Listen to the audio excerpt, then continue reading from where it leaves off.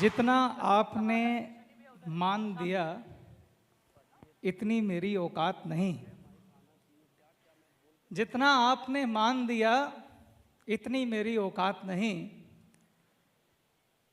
तुमने बना दिया, तुमने बना दिया, तुमने बना दिया, तुमने बना दिया। मैं तो एक कंकड़ था, आपके प्यार ने मुझे आसमान पे बिठा दिया।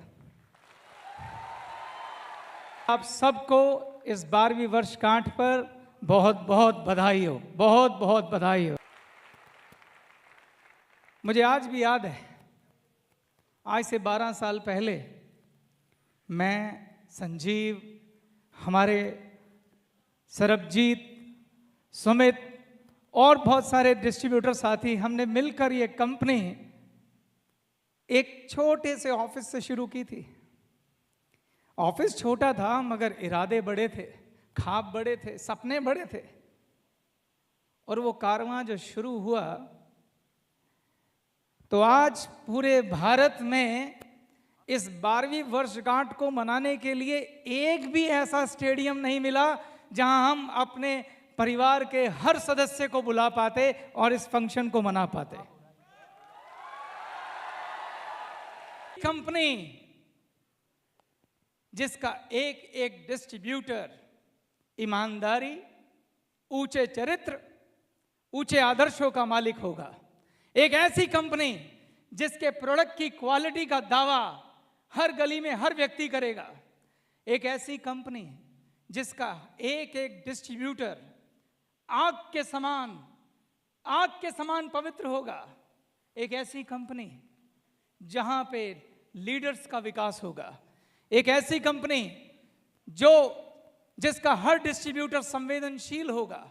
एक ऐसी कंपनी जिसका हर डिस्ट्रीब्यूटर अपने आप में एक कंप्लीट लीडर होगा, जो समाज के प्रति जागरूक होगा, जो लोगों के लिए संवेदनशील होगा, जहां पे लोगों का जीवन बदलेगा।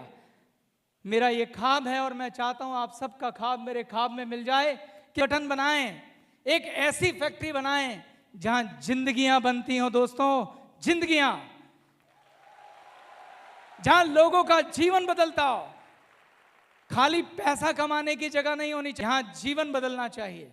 जो व्यक्ति इस पावन भूमि पे कदम रख दे उसका जीवन बदल जाए, ऐसा संगठन हमें ग्लेज को बनाना है।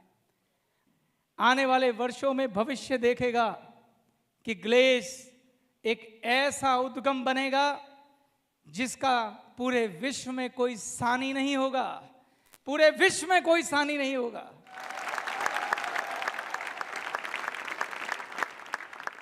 लेकिन ऐसा कब होगा? उसके लिए क्या करना पड़ेगा? ये सपने कैसे पूरे होंगे? उसके लिए कुछ भी करना पड़े, मैं उसके लिए तैयार हूं। क्या आप तैयार हैं? अभी थोड़ी देर पहले इस स्टेज के ऊपर बहुत सारे माननीय अतिथि आए हुए थे, जिन्होंने बोला था कि हमारे माननीय प्रधानमंत्री ने मेक इन इंडिया का नारा दिया है। मैं आपसे यह कहना चाहता हूं कि अभी हम भारत भूमि पे हैं, अभी हम विश्व की ओर भी रुख करेंगे। आने वाला वक्त इस बात का गवाह बनेगा कि हम उन जगहों पे जाके ग्लेज का परचम लहराएंगे जहां से नेटवर्क मार्केटिंग या डायरेक्ट सेलिंग आई है। हम उन्हें सिखाएंगे काम कैसे होता है।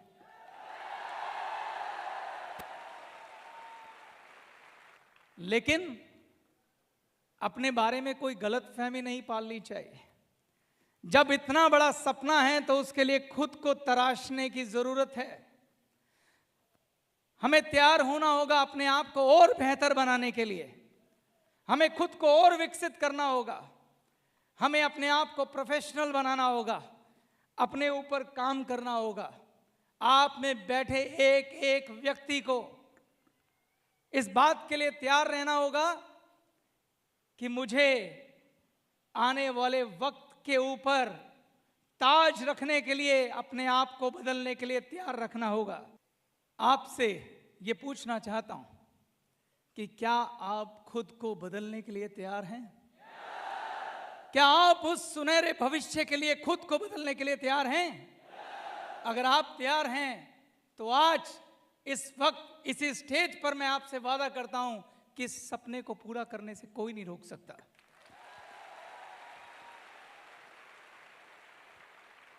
मैं आज आपको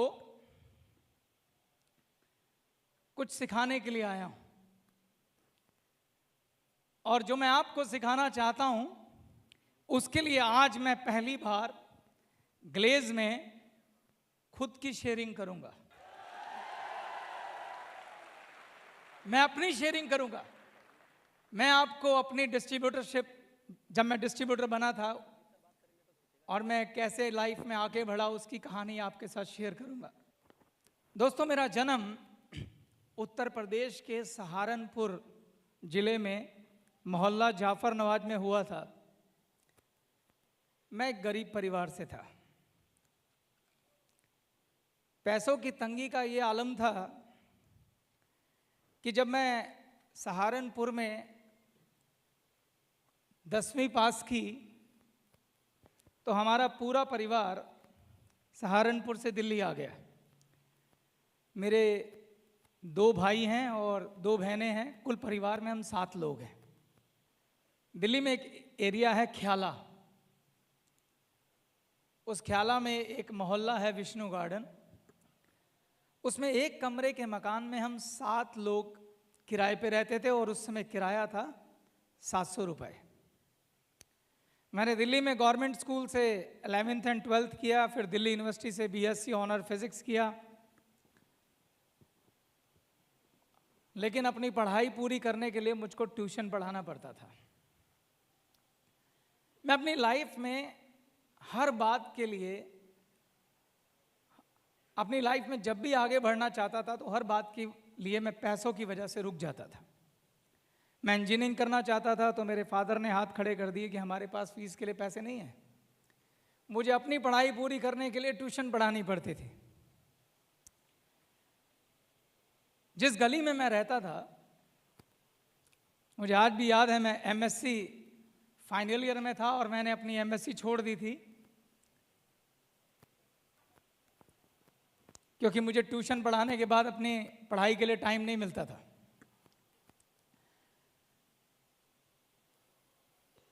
मेरी गली में ही मेरा एक दोस्त रहता था, बहुत प्यारा दोस्त, बहुत अच्छा दोस्त था। एक दिन वो बहुत एक्साइटमेंट में मेरे पास आया कि चेतन, तू हमेशा कहता कि कुछ काम बता, पैसे कमाने हैं, पैसे कमाने हैं। एक बहुत शानदार काम आया, एक बहुत अच्छी कंपनी आई है, तो मेरे साथ चल, हम मिलके वहाँ पे एक बिजनेस करेंगे और बहुत सारे पैसे कमाएंगे। मैंने उससे पूछा, भाई क्या काम है ये तो बता। कहता वो नहीं बताऊंगा, तो मेरे साथ चल, मेरे बड़े भैया भी वहाँ पे कर रहे हैं, वहाँ चल के करेंगे। मैंने काफ़ी पूछा मगर उसने नहीं बताया। फाइनली मैं उसके साथ गया। मैंने बिजनेस प्रेजेंटेशन देखी। बिजनेस प्रेजेंटेशन देखने के बाद मैं सुपर डुपर पॉजिटिव था। मुझे ऐसे लगा कि जैसे अंधेरे में कोई हल्की सी रोशनी मिल गई। मैं इतना एक्साइटेड था, इतना एक्साइटेड, मुझे लगा ये काम मेरे लिए बना है, मैं इसको करके दिनों दिन, रातों रात सक्सेसफुल हो जाऊंगा। मैंने बड़ी मुश्किल से पैसे अरेंज किए और पैसे अरेंज करके ज्वाइन कर लिया। बिजनेस शुरू किया। और ये बात जानते हो कब की है? 1999 की, 98-99, 1998। तब नेटवर्क मार्केटिंग, डायरेक्ट सेलिंग बहुत ज़्यादा लोग जानते नहीं थे। उसके बाद क्या हुआ? जैसे ही मैं बिजनेस प्रेजेंटेशन देख के बाहर आया, मैंने पैसे इकट्ठे किए, ज्वाइन किया। ज्वाइन करने के बाद मैं बहुत एक्साइटेड था। मेरी अपलाइन, मेरे दोस्त ने मुझे बहुत कुछ समझाने की कोशिश की जो हम भी समझाते हैं, जैसे कि बाहर इस बिजनेस को एक्सप्लेन मत करना। मेरे को रिजेक्शन के लिए प्रिपेयर करने की कोशिश की। मुझे बोला लिस्ट बनवा लो, एजुकेशन ले लो, ट्रेनिंग ले लो, प्रोडक्ट ट्रेनिंग ले लो, अपने प्रोडक्ट को इस्तेमाल करो।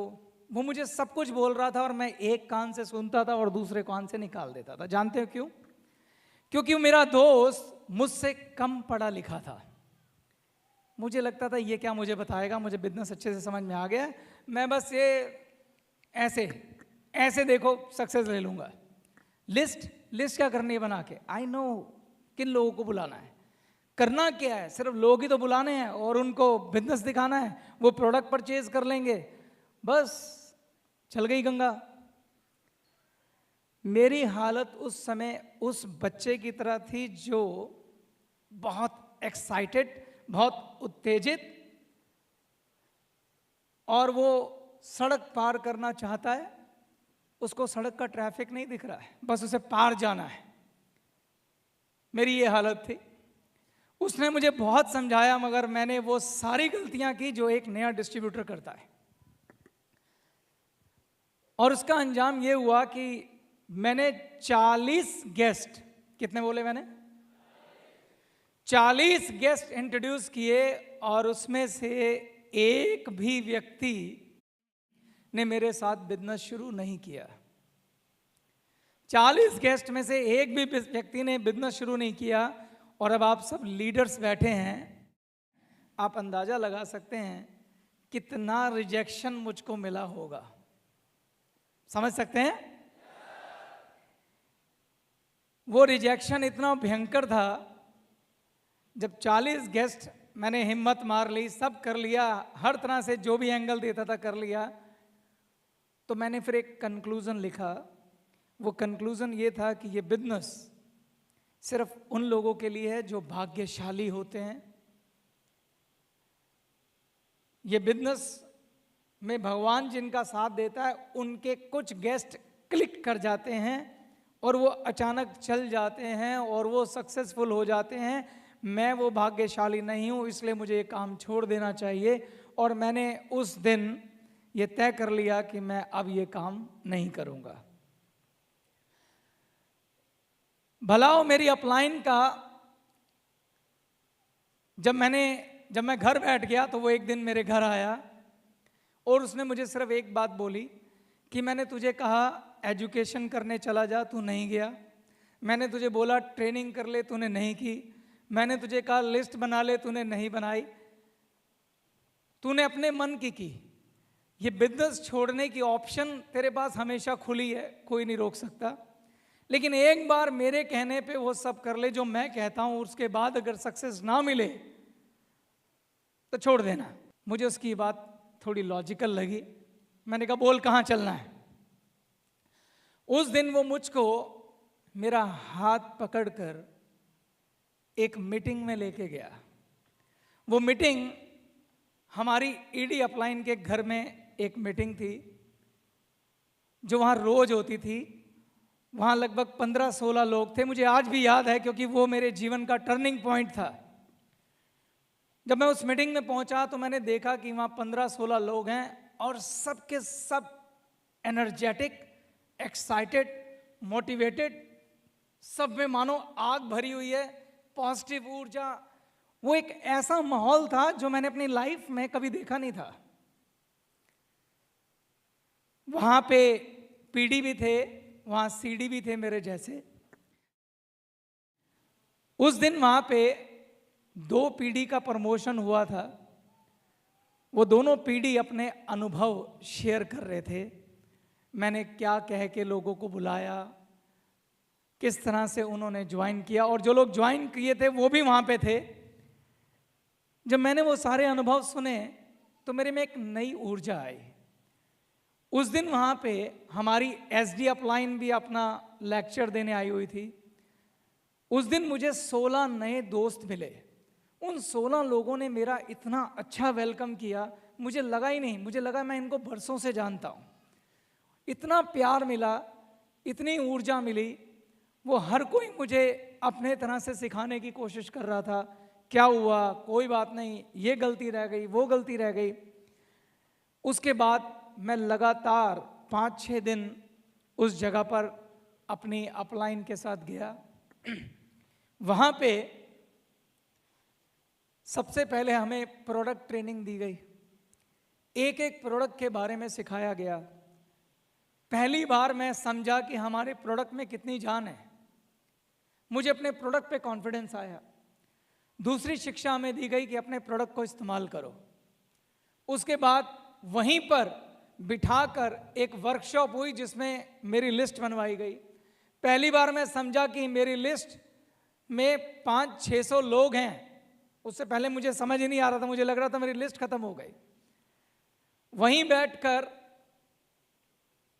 हाउ टू सेल, वहीं पर जीआईजी काउंसलिंग की ट्रेनिंग, और सबसे अच्छी चीज जो वहां होती थी, हर बात के लिए सब लोग अपने अनुभव शेयर करते थे। जो पीडी बना था वो बताता था मैंने कैसे अप्रोच किया। जो पीडी बना था वो बताता था कि मेरी रिटेल शॉप कैसे चलती है, मैं कैसे लोगों को प्रोडक्ट बेचता हूं। वहां लोग अपने अनुभव शेयर करते थे कि मैंने काउंसलिंग की, गेस्ट के ये सवाल थे और उनके मैंने ये आंसर दिए। हर बात के लिए वहां अनुभव शेयर किए जाते थे। हमारी ईडी अपलाइन ने पूरा एक पेपर तैयार किया हुआ था जिसमें उसने गेस्ट और कस्टमर द्वारा पूछे गए संभावित प्रश्न और उत्तर दोनों लिखे हुए थे, जो वो अपने तरीके से वहां पे रोल मॉडलिंग करके सिखाते थे। मुश्किल से 7 या 8 दिन में मुझे एक एक बात समझ में आ गई कि मैंने क्या क्या क्या क्या गलतियां की है। उसके बाद मैंने ऑफिस में जाके कंपनी के ट्रेनिंग प्रोग्राम अटेंड किए, बहुत सारे ट्रेनिंग प्रोग्राम अटेंड किए। फिर मैंने एक लिस्ट बनाई अपनी अपलाइन के साथ, और मैंने उसके बाद 20 गेस्ट इंट्रोड्यूस किए। और दोस्तों, अगले इन 20 गेस्ट में मुझे 4 लोगों ने ज्वाइन किया।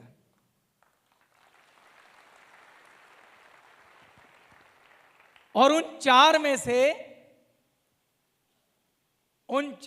से 2 आज भी यहां बैठे हैं। उन 4 में से 2 आज भी आप लोगों के बीच में बैठे हैं। ये बात 1999 की हो रही है। 16 साल से वो मेरे साथ हैं।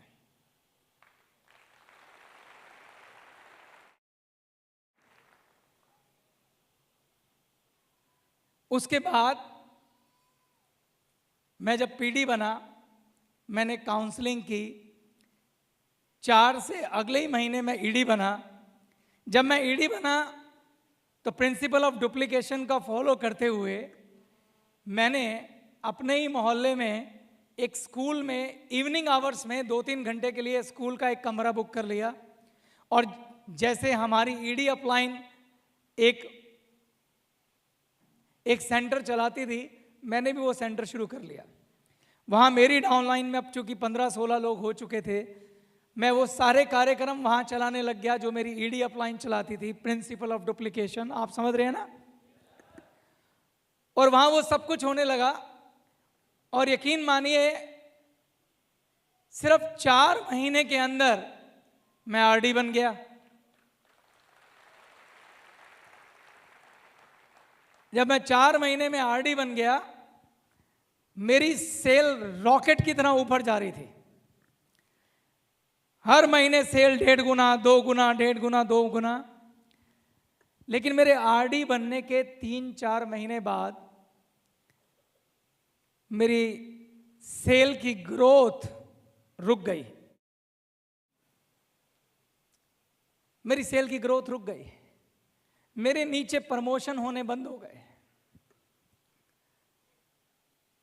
मेरी सेल स्टेबल हो गई।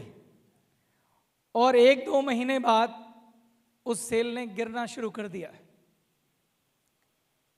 जब सेल गिरी तो मेरे नीचे लोगों के प्रमोशन रुक गए। उनके प्रमोशन रुके तो एक नेगेटिव एनवायरनमेंट तैयार होना शुरू हो गया।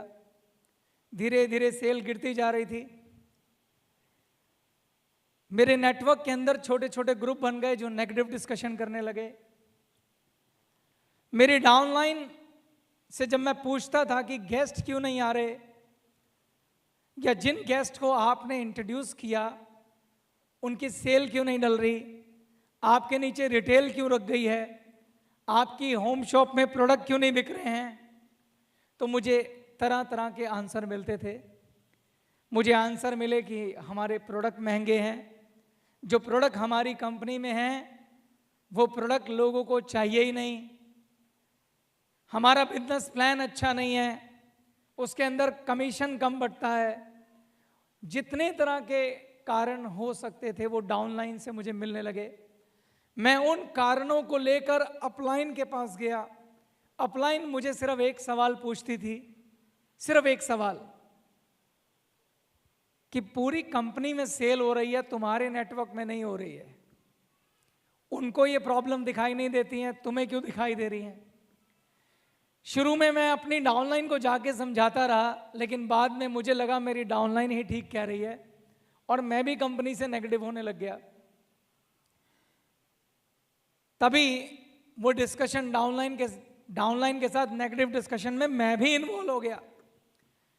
इसका अंजाम ये हुआ कि मेरे नेटवर्क का एक बहुत बड़ा हिस्सा टूट के दूसरी कंपनी में चला गया, जिससे रहा सहा मोटिवेशन भी मेरी डाउनलाइन में खत्म हो गया और कुल मिला के पूरा नेटवर्क कोलैप्स कर गया और सिर्फ 3-4 लोगों को छोड़ के मेरे नेटवर्क में सब खत्म, मैं जीरो पे आ गया। जब मैं जीरो पे आ गया तो मैं बहुत ही ज्यादा डिप्रेशन में चला गया। मैंने फिर से कंक्लूजन निकाला। कंक्लूजन ये था कि डायरेक्ट मार्केटिंग एक स्टेबल बिजनेस नहीं है। यहां पे कभी चेक आता है, कभी नहीं आता है, कभी ज्यादा हो जाता है, कभी कम हो जाता है। ये बिजनेस अच्छा नहीं है, मुझे वापस अपनी ट्यूशन पढ़ाना शुरू करना चाहिए, इस काम को छोड़ देना चाहिए। मैं इस कश्मकश में था कि मैं छोड़ दूं, लेकिन 4-5 लोग अभी भी ऐसे थे जो मुझ पे भरोसा रख के बैठे हुए थे, जिनकी वजह से मैं काम छोड़ नहीं पा रहा था। तभी उन दिनों हमारी एक अपलाइन बॉम्बे से दिल्ली आई।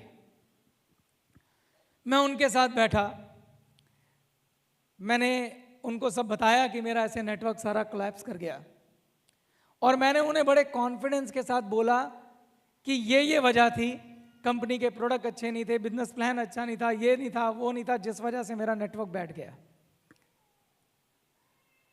तो मुझे आज भी याद है, उन्होंने सिर्फ मुझे 2 लाइनें कही थी। कहते हैं अक्लमंद को इशारा काफी। उन्होंने कहा देखो, पहला पॉइंट ये है कि बाकी कंपनी में सभी लोगों की सेल हो रही है कि नहीं हो रही है? मैं कहा हो रही है। तो उन्होंने कहा कि अगर आप सफल होते हैं तो उसके पीछे भी कुछ कारण होते हैं, लेकिन अगर आप फेल होते हैं तो उसके पीछे भी कुछ कारण होते हैं। अगर आप जीवन में सफल होना चाहते हैं तो आपको पूरी ईमानदारी से वो कारण बाहर की तरफ नहीं, अंदर की तरफ ढूंढने चाहिए और ढूंढने के बाद उन्हें ठीक करना चाहिए और दोबारा प्रयास करना चाहिए और तब तक प्रयास करना चाहिए जब तक आपकी मंजिल आपको मिल ना जाए।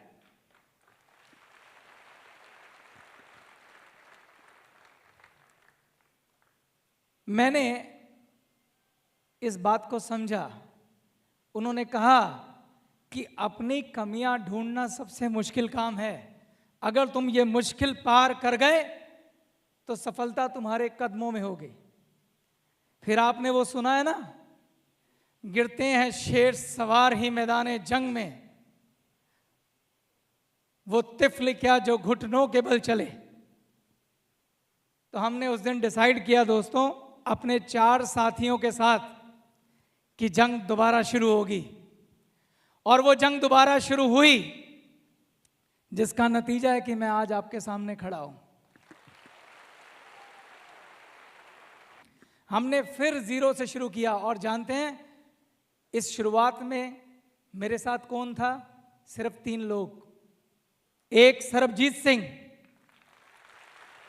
एक संजय वर्मा और तीसरा मेरा भाई सीएम हांडा, जो आज यहां नहीं बैठे हैं। ये मैं अपनी कहानी बता रहा हूं आपको। हम तीनों ने मिलकर ठाना कि फिर से शुरू करते हैं, लेकिन शुरू करने से पहले एक काम करना बहुत जरूरी था। वो काम था अंतर्मुखी होने का।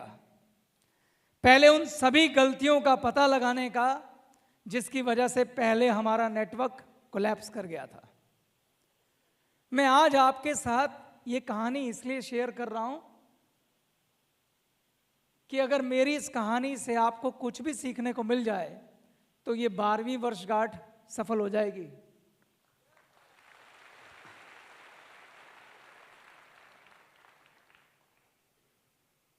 तो क्या आप जानने को तैयार हैं कि वो क्या गलतियां थी जो हमने की थी?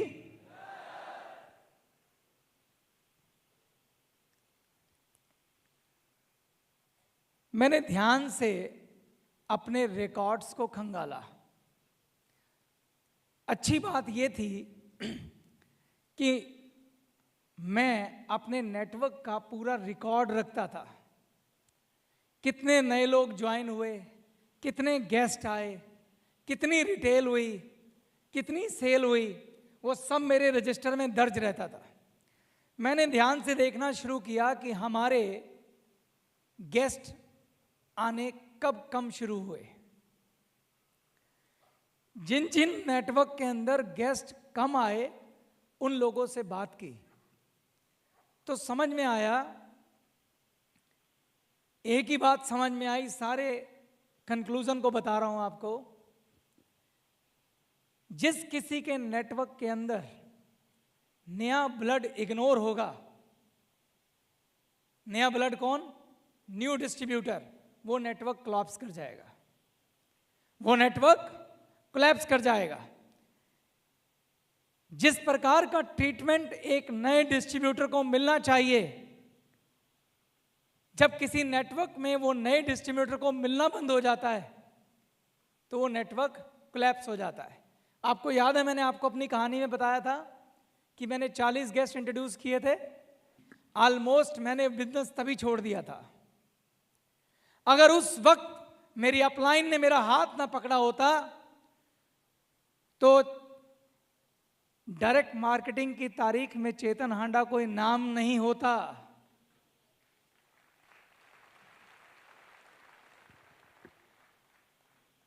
ऐसा नहीं था कि मेरे पास काबिलियत नहीं थी, मगर इस काबिलियत को किसी काबिल हाथ ने अगर पकड़ा ना होता तो ये काबिलियत कब की दफन हो गई होती। तो आपके नेटवर्क में जब कोई नया डिस्ट्रीब्यूटर आता है, अगर उसे वो सब नहीं मिलता जो उसे मिलना चाहिए, वजह कुछ भी हो, तो वो नेटवर्क कोलैप्स कर जाते हैं। एक नए डिस्ट्रीब्यूटर को क्या मिलना चाहिए? सबसे पहले एक अपलाइन, कम से कम एक अपलाइन जो उसका हाथ पकड़ सके, जो उसको पकड़ पकड़ के ले जा सके। वो एक छोटे बच्चे की तरह होता है, एक्साइटेड होता है, गलतियां करने पे उतारू होता है।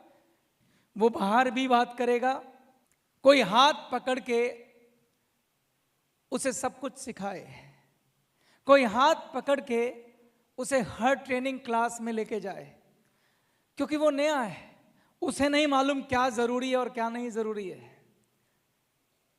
वो अधूरा ज्ञानी है। एक ऐसा माहौल चाहिए उसको जहां कोई उसके कंधे पे हाथ रख के बोले कि हम तेरे साथ हैं। उसे टीम चाहिए, उसे साथी चाहिए, उसे दोस्त चाहिए, उसे माहौल चाहिए, उसे एजुकेशन चाहिए, उसे ट्रेनिंग चाहिए, उसे मोटिवेशन चाहिए, उसे उदाहरण चाहिए, उसे वो लीडर चाहिए जिनको देख के वो कह सके कि मुझे तुम्हारे जैसा बनना है। उसे प्रेरणा चाहिए।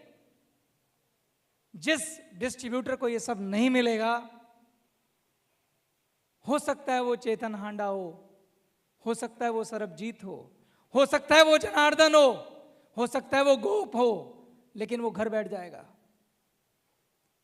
एक ऐसा पोटेंशियल आपके पास से निकल जाएगा जो आपको अरबपति बना सकता था। तो मेरे से यही गलती हुई थी, और ये गलती कैसे हुई वो भी समझाता हूं। मेरी शुरुआत अच्छी थी, मैंने अपनी अपलाइन को डुप्लीकेट किया, लेकिन मेरे से क्या गलती हुई कि जिस अनुपात में मेरी सेल बढ़ी, उस अनुपात में मेरे लीडर नहीं बढ़े। उस अनुपात में कैपेबल लोग नहीं बढ़े। और वो क्यों नहीं बढ़े मैं बताता हूं आपको। वो इसलिए नहीं बढ़े क्योंकि मैंने दूसरों का काम खुद करना शुरू कर दिया। मैंने वो जो स्कूल का कमरा लिया था वही मेरे ग्रोथ का कारण बना और वही मेरे पतन का कारण भी बना। कैसे मेरी ग्रोथ का कारण बना और कैसे मेरे पतन का कारण बना, ध्यान से सुनना। जब मैं पीडी बना, पीडी बनने के बाद मैं सीडी से बताता हूं। जब मैं सीडी था और जब मैंने 60 गेस्ट इंट्रोड्यूस किए, 40 में तो मैं गलतियां करता रहा, जो बाद के मैंने 20 गेस्ट इंट्रोड्यूस किए।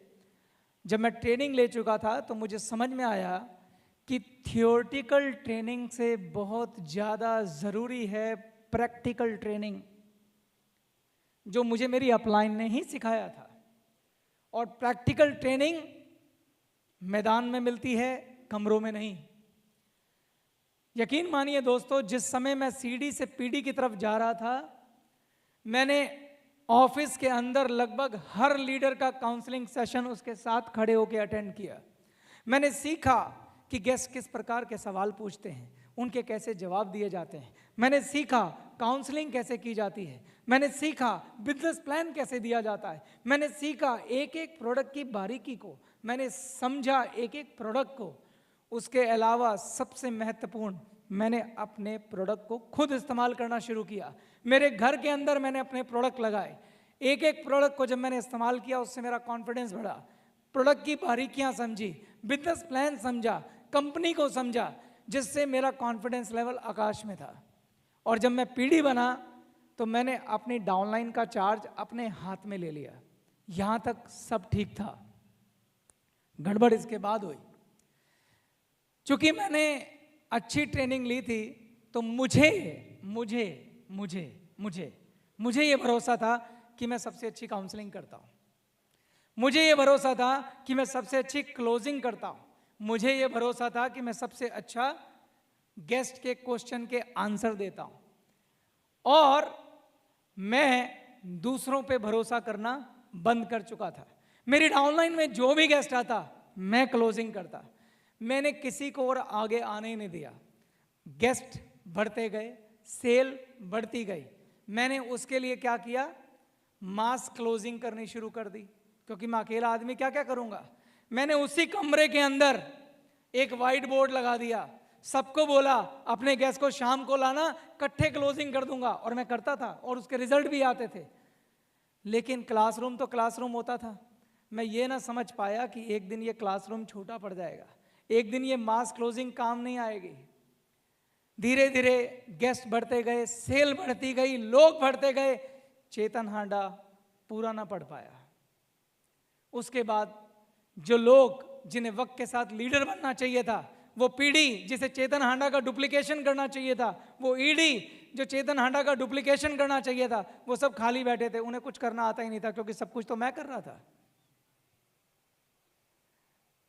उस नेटवर्क के अंदर जो वक्त के साथ जैसे जैसे सेल बढ़ रही थी, जैसे जैसे लोग बढ़ रहे थे, उस अनुपात में जो लीडर बढ़ने चाहिए थे वो बढ़ने बंद हो गए थे। ये वजह बनी मेरे पतन की, क्योंकि एक समय ऐसा आया जब गेस्ट आए मगर उन्हें देखने वाला कोई नहीं था। जो देखने वाले थे वो जानते ही नहीं थे कि देखना कैसे है। हर व्यक्ति चाहता था कि मेरी क्लोजिंग चेतन सर करें, क्योंकि वो अच्छी कर लेते हैं। हर व्यक्ति चाहता था मेरे गेस्ट को चेतन हांडा देखे। ये किसने किया था? ये मैंने किया था। मैंने किसी को नीचे लीडर बनने ही नहीं दिया। ऐसा मैंने अनजाने में किया, ऐसा मैंने जानबूझ के नहीं किया। मैं देख नहीं पाया, समझ नहीं पाया कि कल क्या हो सकता है। मैं तो सबका भला ही करना चाहता था, लेकिन आपने जाने में करी हो या अनजाने में करी हो, गलती गलती होती है और उसका परिणाम आता है, और वो परिणाम हमने भुगता है। इस दुनिया में दो तरह के लोग होते हैं। एक वो जो अपनी गलतियों से सीखते हैं और आगे बढ़ते हैं। इन्हें इंटेलिजेंट कहते हैं। क्या कहते हैं? इंटेलिजेंट। मैं वो इंटेलिजेंट हूं। दूसरी तरह के, थैंक यू, दूसरी तरह के लोग वो होते हैं जो दूसरों की गलतियों से सीखते हैं और अपना नुकसान नहीं करते हैं। ऐसे लोगों को जीनियस कहते हैं, और वो जीनियस आप लोग हैं। आपको मरने की जरूरत नहीं मेरी तरह, आप मेरी गलतियों से सीख सकते हैं।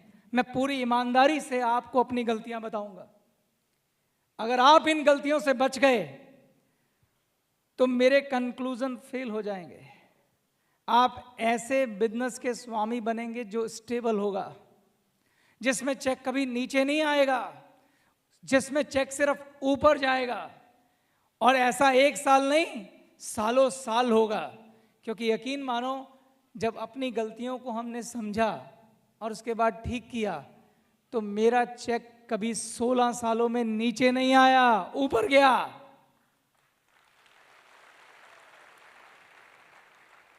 मैं आपको खाली ये नहीं बता रहा हूं हमने क्या गलतियां की, मैं आपको ये भी बताऊंगा कि इन गलतियों को ठीक करने का तरीका क्या है।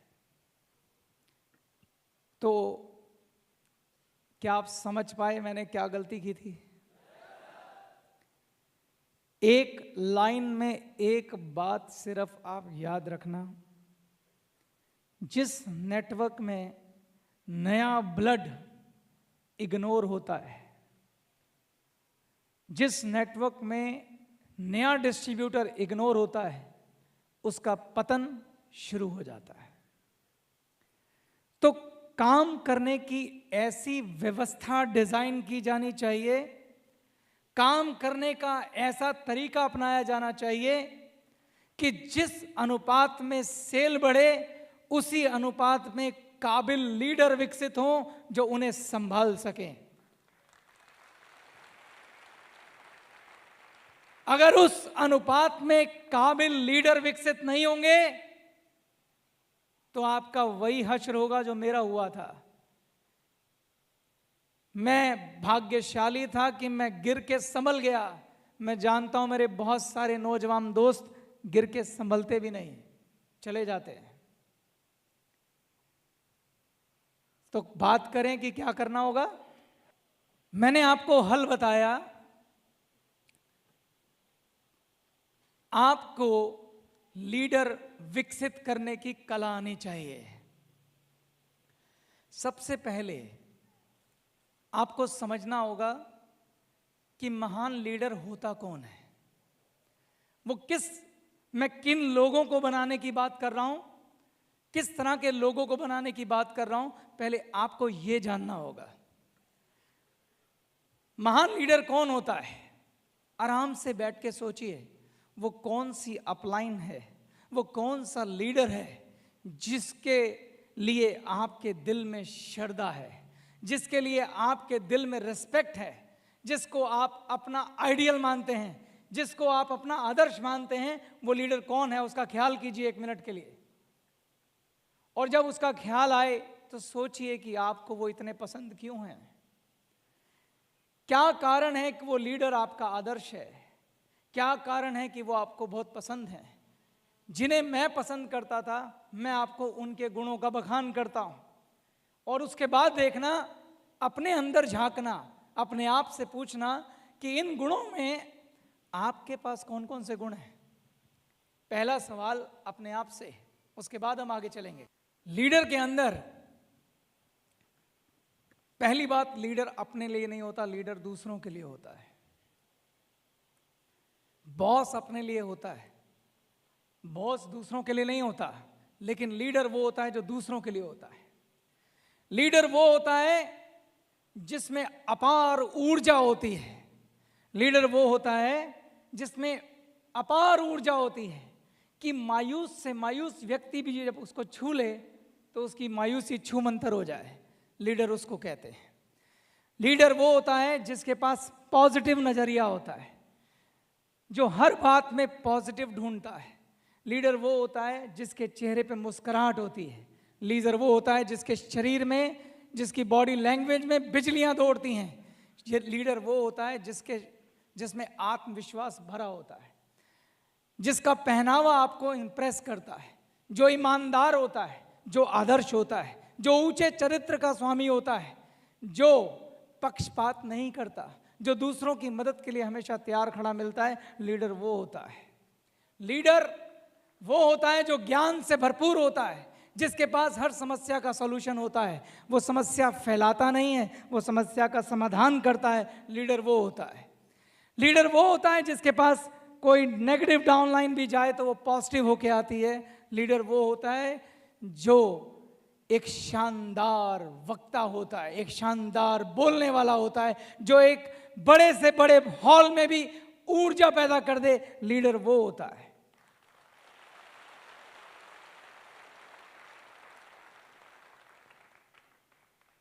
अपने आप से पूछिए कि क्या आप वो लीडर हैं? क्या आप वो लीडर हैं जो आपकी डाउनलाइन के मन में संभावनाएं जगाते हो? क्या आप वो लीडर हैं जो अपनी डाउनलाइन के मन में ऊर्जा जगाते हो? क्या आप वो लीडर हैं जो अपनी डाउनलाइन से बेस्ट परफॉर्म करवाते हैं? क्या आप वो लीडर हैं जो लोगों की क्षमताओं से ज्यादा उनसे कुछ करवा के दिखाते हैं? क्या आप वो लीडर हैं जो लोगों में ये विश्वास पैदा कर देते हैं कि तुम कर सकते हो, तुम कर सकते हो और तुम कर डालोगे? क्या आप वो लीडर हैं? क्या आप वो लीडर हैं? ये आपकी राय है अपने बारे में, अच्छी बात है, लेकिन ये राय आपके डिस्ट्रीब्यूटर्स, आपकी डाउनलाइन की आपके बारे में होनी चाहिए। और आपको उनसे पता जरूर करना चाहिए कि वो आपके बारे में क्या राय रखते हैं। और जब पता चल जाए तो जो चीजों पे आप पूरे हैं उन पे इत्मीनान कीजिए, लेकिन जिन पे अधूरे हैं उन पे काम कीजिए।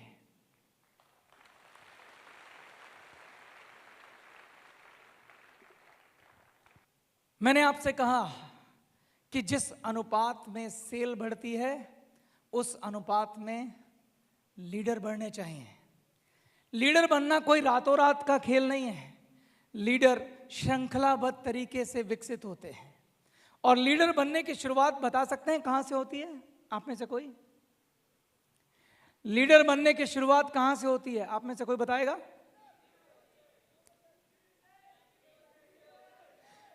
बिल्कुल ठीक, बिल्कुल ठीक, बिल्कुल ठीक। सीडी लेवल से होती है। जो दर्द मैं जिया ही नहीं उस दर्द का हल क्या करूं? जो दर्द मैं जिया ही नहीं उस दर्द का मैं हल क्या करूं? तो लीडरशिप सीडी लेवल से शुरू होती है।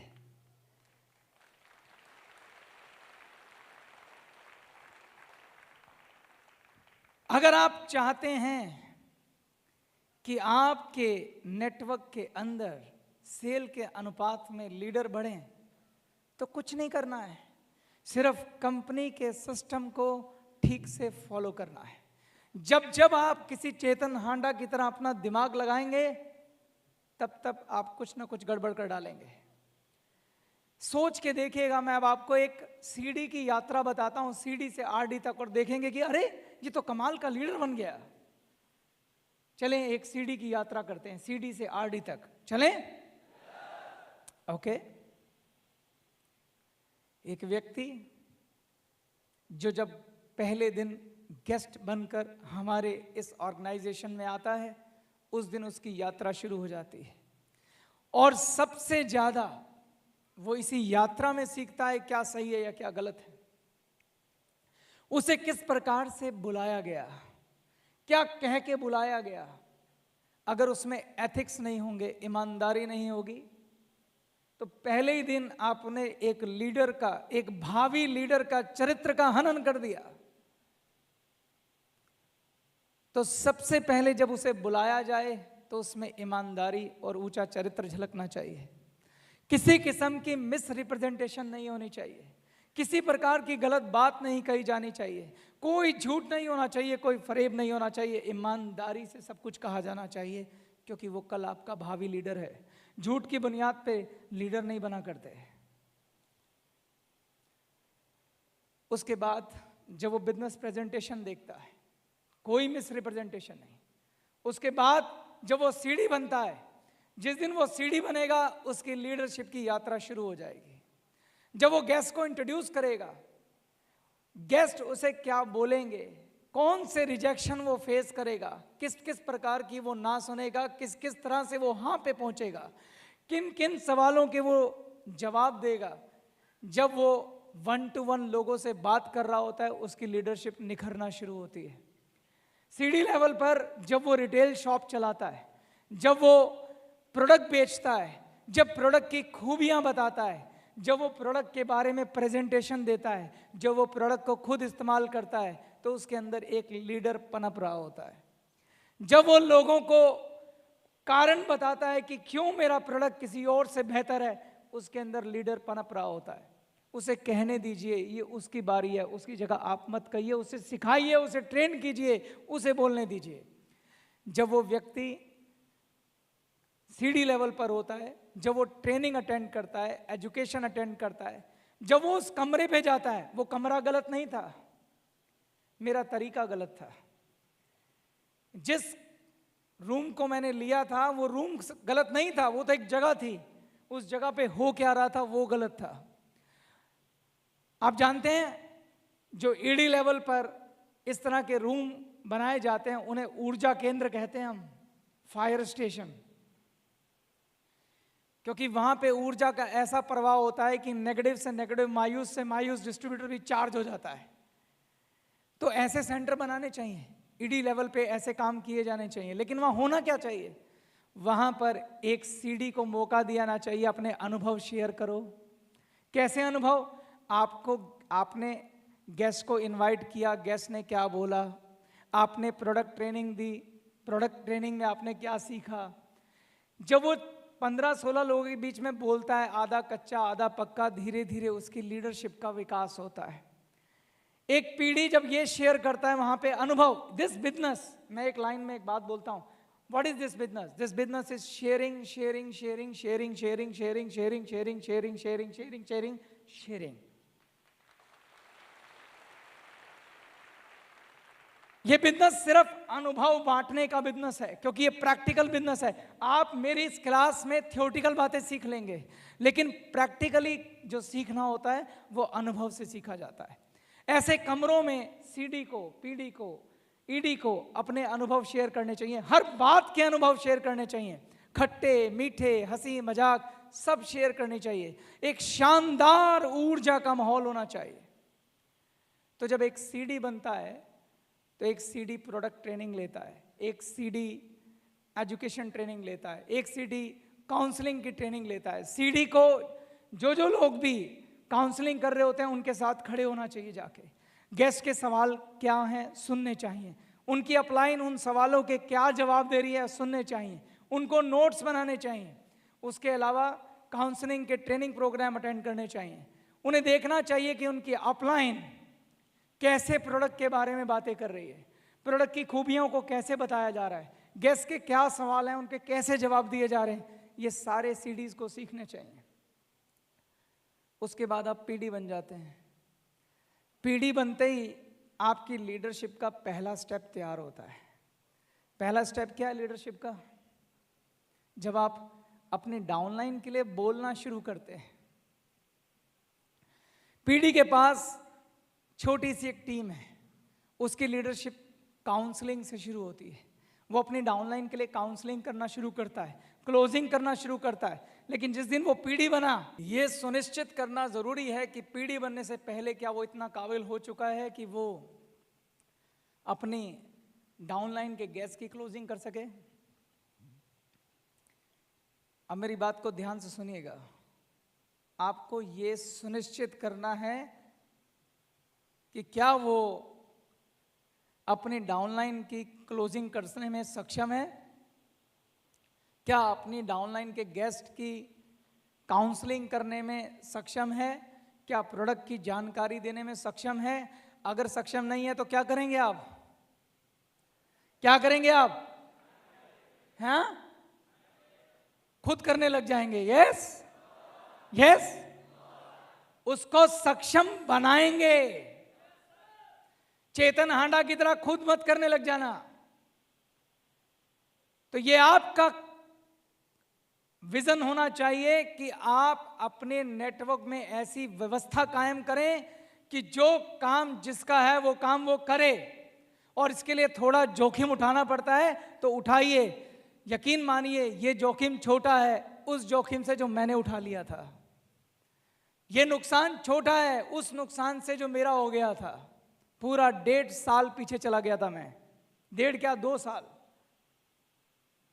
और 2 साल से भी जरूरी था। ना जाने कितने डिस्ट्रीब्यूटर जो डायमंड बन सकते थे वो उस रेस में छूट गए। हमारी गलतियों की बहुत बड़ी सजा हमें भुगतनी पड़ती है। तो इसलिए लोगों को सक्षम बनाएं। आपको मालूम है एक और बात है जो मैं आपसे शेयर करना चाहता हूं।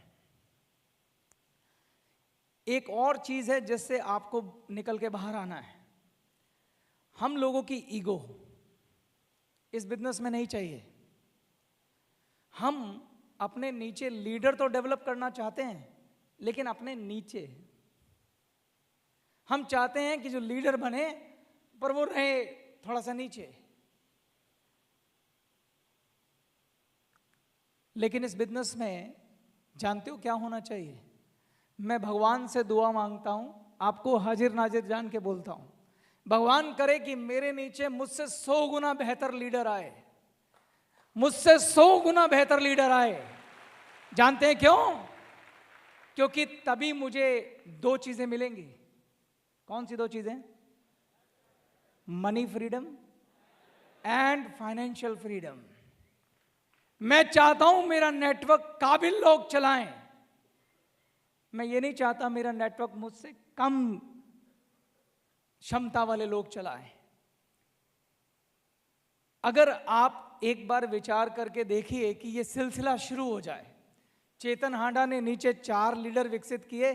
मान लो मैं 100% एक लीडर हूं, समझाने के लिए बोल रहा हूं। मैंने 80% लीडर तैयार कर दिए कि भाई मेरी सेल्फ रेस्पेक्ट रहनी चाहिए, they should be leader but at 80% level.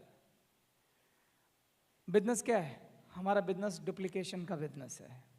जैसा मैंने सोचा वो भी ऐसा ही सोचेंगे। उसके बाद उन्होंने भी 4 लीडर तय किए, मगर उन्होंने अपने नीचे 80% डाउन कर डाले, यानी मेरे हिसाब से वो 60% नीचे हो गए।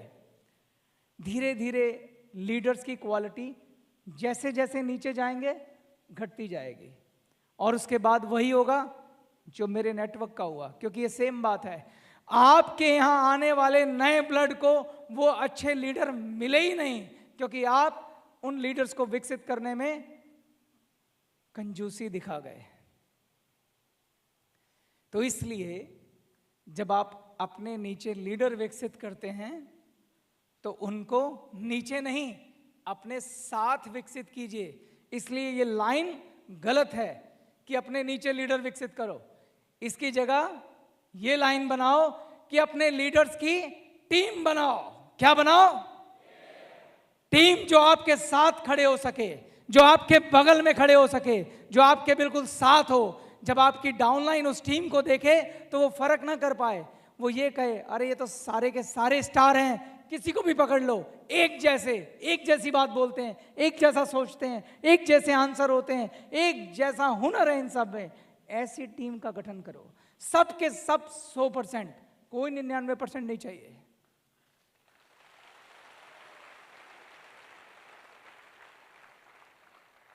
तो पीडी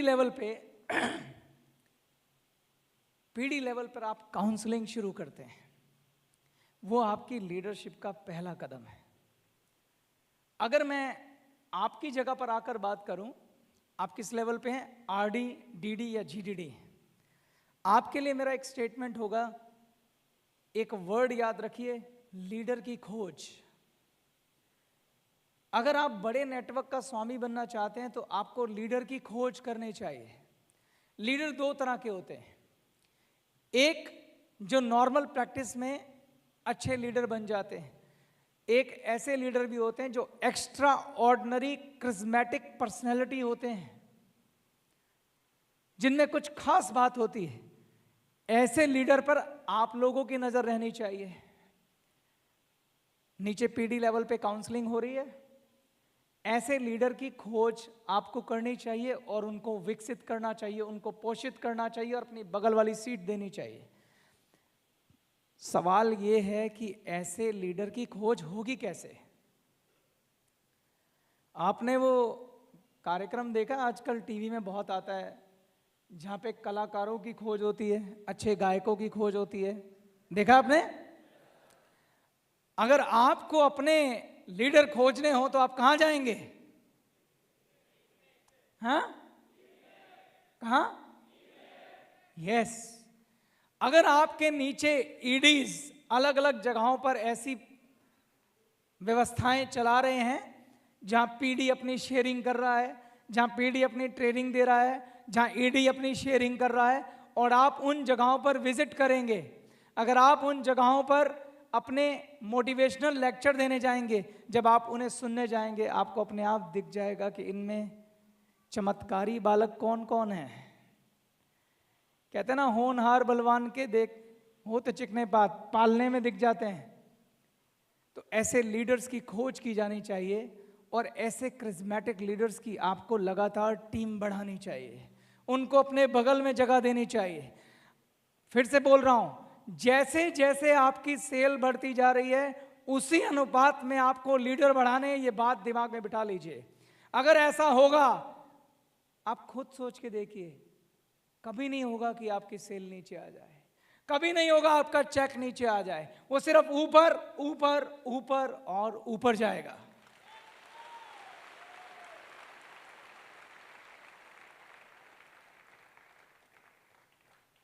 तीसरी महत्वपूर्ण प्रमोशन है ईडी लेवल। आपको एक बात याद होगी, जब मैं अपनी शेयरिंग आपके साथ कर रहा था, मैंने कहा कि मुझे अपनी गलतियों को ढूंढना था कि मेरा नेटवर्क कोलैप्स क्यों हुआ। बताएंगे मैंने कैसे ढूंढा, कैसे मैंने पता लगाया कि मेरी क्या गलतियां हैं? मैं बता चुका हूं आपको। क्या किया था मैंने? अपने रिकॉर्ड्स चेक किए थे। अगर मैंने रिकॉर्ड्स नहीं बनाए होते, अगर मैं रजिस्टर में नहीं लिखता होता, अगर मैंने जानकारियां नहीं लिखी होती, तो मैं कभी उस कंक्लूजन पे नहीं पहुंच पाता कि आखिर गलती हुई कहां। ईडी लेवल एक ऐसा लेवल है जहां पर आपको अपने डाउनलाइन के रिकॉर्ड्स रखने चाहिए, हालांकि पीडी को भी रखने चाहिए, पर ईडी को कंपलसरी रखने चाहिए। ईडी एक सेमी लेवल का लीडर होता है। जहां भी प्रेजेंटेशन चल रही है, ईडी के पास अपना रजिस्टर होना चाहिए। जितने गेस्ट आ रहे हैं, किसने इंट्रोड्यूस किया, उन गेस्ट की डिटेल उसको लिखनी चाहिए। कितनी सेल हुई उसको लिखनी चाहिए, कितना रिटेल हुआ उसको लिखना चाहिए। इनके बंधे बधाए फॉर्मेट हैं, किताबों में दिए हुए हैं, आपको सिर्फ बनाने और लिखने हैं। आपकी नजर हमेशा रहनी चाहिए कि आपका सेल वर्सेस गेस्ट का रेशो क्या है। कितने गेस्ट आ रहे हैं, कितनी सेल हो रही है। अगर ये रेशो ज्यादा हो गया तो इसका मतलब आपको सोचना चाहिए कोई गड़बड़ है, या तो कोल्ड मार्केट में काम हो रहा है, या अप्रोच में गड़बड़ है, या कुछ और गड़बड़ है।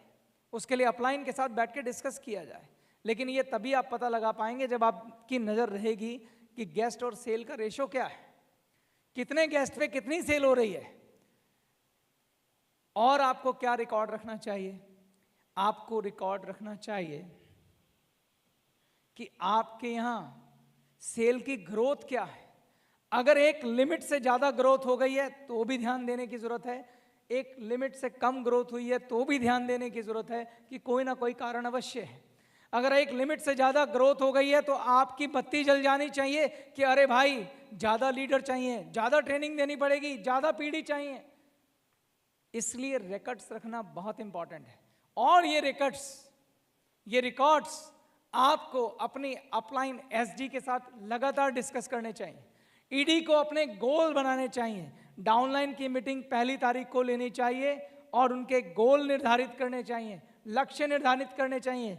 आपकी डाउनलाइन में टीम वर्क की जिम्मेदारी भी ईडी की होती है। ये सारी लीडरशिप के विकसित होने के गुण हैं।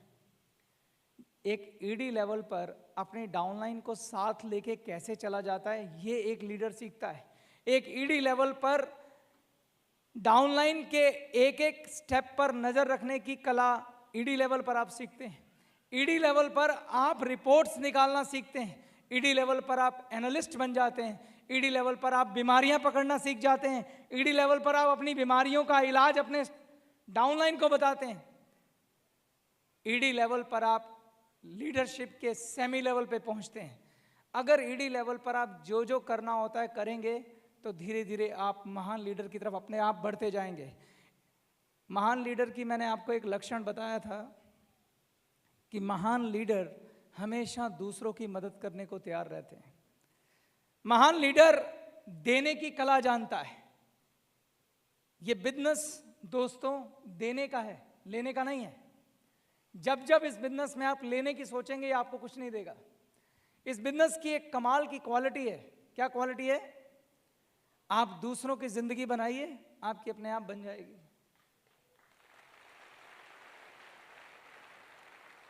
तो महान लीडर हमेशा अपनी डाउनलाइन के प्रमोशन की बात करते हैं। They never talk about their own promotion. वो कभी अपने प्रमोशन की बात नहीं करते। प्रमोशन अपना ना होता हो ना हो, लेकिन वो डाउनलाइन के प्रमोशन के लिए जान लड़ा देते हैं। ईडी लेवल पर ये सीखने की आवश्यकता है। वो गोल बनाते हैं तो ये नहीं कहते हैं कि मुझे एसडी बनना है, वो ये कहते हैं कि मेरे नीचे जितने पीढ़ी हैं इनको ईडी बनाना है। वो जब गोल बनाते हैं तो अपना गोल नहीं बनाते, अपनी डाउनलाइन के लिए गोल बनाते हैं। ऐसा लीडर आपको तैयार करना चाहिए, ऐसा माहौल आपको तैयार करना चाहिए। एसडी लेवल पर जब आप पहुंचते हैं तो आप मास प्रेजेंटेशन कंडक्ट करते हैं। 2-4 एसडी मिलकर मास प्रेजेंटेशन कंडक्ट करते हैं, वहाँ पे शेयरिंग करते हैं, पूरा का पूरा फंक्शन ऑर्गेनाइज करते हैं। यहाँ पर ये लीडरशिप का अगला गुण आपके अंदर आता है कि ऐसे फंक्शन को ऑर्गेनाइज कैसे किया जाता है, किस प्रकार की समस्याएं आती हैं, किन लोगों से मिलना होता है इतने बड़े फंक्शन को ऑर्गेनाइज करने के लिए। इससे आपके अंदर मैनेजमेंट की फीलिंग आती है, कॉन्फिडेंस आता है, आप एक अच्छे वक्ता बनते हैं, आप अच्छे बोलने वाले बनते हैं, क्योंकि इतनी सारी पब्लिक को आप एक साथ फेस करने लग गए हैं। मैंने आपसे बोला कि अगर एक व्यक्ति जो कभी स्टेज पे चढ़ा नहीं और उसको मैं बोलूं कि यहां पर आके भाषण दो, लाते कांप जाएंगे। अगर मैं आपको लगता है कि थोड़ा सा भी अच्छा बोल पा रहा हूं तो मैं आपको ईमानदारी से एक बात कहता हूं। यहाँ पे कुछ लोग जैसे मेरा दोस्त संजीव छिब्बर इस बात को अच्छे से जानता है, क्योंकि वो उस बात का गवाह है कि जब मैं पहली बार शेयरिंग करने चढ़ा था तो मेरी जबान लड़खड़ा गई थी, मैं अपना नाम ठीक से बोल नहीं पाया था। मैं कोई बॉर्न लीडर नहीं हूं, मैं कोई बॉर्न वक्ता नहीं हूं, मैं कोई पैदाशी वक्ता नहीं हूं। मुझे इसी भूमि ने वक्ता बनाया है और आपको भी बनाएगी, मेरी गारंटी आपसे।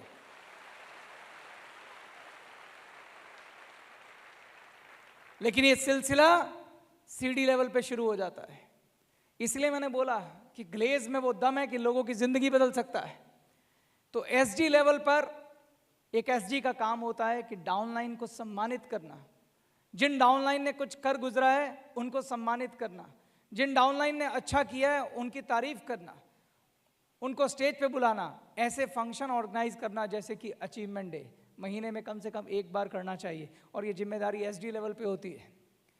एसडी को भी सारे रिकॉर्ड्स रखने चाहिए, एसडी को अपनी ईडी के संपर्क में रहना चाहिए, उसे लगातार उसका रजिस्टर चेक करना चाहिए, उसे चेक करना चाहिए कि किन जगहों पे गैस सेल रेशो में दिक्कत है, किन जगहों पे गैस कम आने शुरू हो गए हैं, ताकि जाके पता किया जाए क्या वहाँ ये वाली बीमारी तो नहीं लग गई कि लीडर ना विकसित हो रहे हो, किसी ने चेतन हांडा की तरह कोई एक्सपेरिमेंट तो नहीं कर दिया वहाँ पे।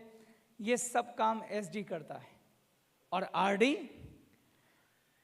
आरडी वो सब करता है जो एसडी करता है, लेकिन आरडी मास लेवल पर ट्रेनर बन चुका होता है।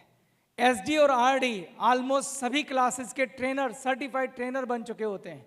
वो लोग वॉलंटियर सर्विसेज करते हैं, वो बड़ी बड़ी मीटिंग्स ऑर्गेनाइज करते हैं। आरडीज पैरेलल आरडीज को इनवाइट करते हैं कि मेरे मीटिंग के अंदर मेरे डिस्ट्रीब्यूटर को मोटिवेट करो। आरडीज लोगों के लिए एग्जाम्पल होते हैं, आपका लाइफस्टाइल उनके लिए एग्जाम्पल है, आपके चेक उनके लिए एग्जाम्पल है, आप उनके प्रेरणा स्रोत हैं, क्योंकि आपने सफलता पाई है, आपने सफलता पाई है। वो आप जैसा बनना चाहते हैं, आप लीडरशिप का फाइनल स्टेप हैं, आप लीडरशिप का फाइनल कदम हैं। और डीडी और जीडी फाइनेंशियल फ्रीडम और फाइनेंशियल फ्रीडम और फाइनेंशियल फ्रीडम और उसके साथ टाइम फ्रीडम के लिए है। लेकिन वो डीडी फाइनेंशियल फ्रीडम और टाइम फ्रीडम कमा सकता है जो एक एक स्टेप पर नजर रखते हुए अपने आरडीओ को विकसित करता है, जो अपनी डाउनलाइन में सेल के अनुपात में लीडरशिप को विकसित करता है। वही डायमंड और ग्लोबल डायमंड टाइम फ्रीडम और फाइनेंशियल फ्रीडम को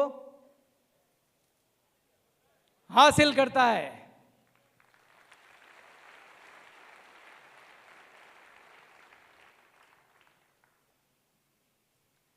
दोस्तों, आप सभी आरडी, डीडी या जीडीडी लेवल पर हैं। मैं अच्छे से जानता हूं कि जो मेरे साथ हुआ, कहीं ना कहीं कुछ लोग यहां बैठे होंगे जिनके साथ ये सब हुआ होगा। मैं आप लोगों के लिए फिर से एक शेर बोलता हूं, गिरते हैं शेर सवार ही मैदान जंग में, गिरते हैं शेर सवार ही, एक बार फिर से, गिरते हैं शेर सवार ही, वो तिफल क्या जो घुटनों के बल चले।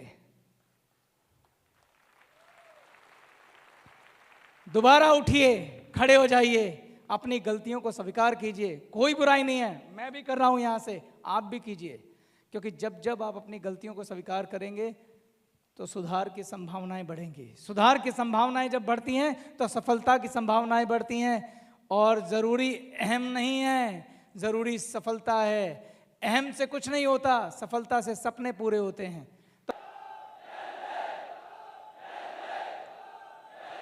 Go! Go! Go! Go! Go! Go! Thank you very much. Thanks a lot.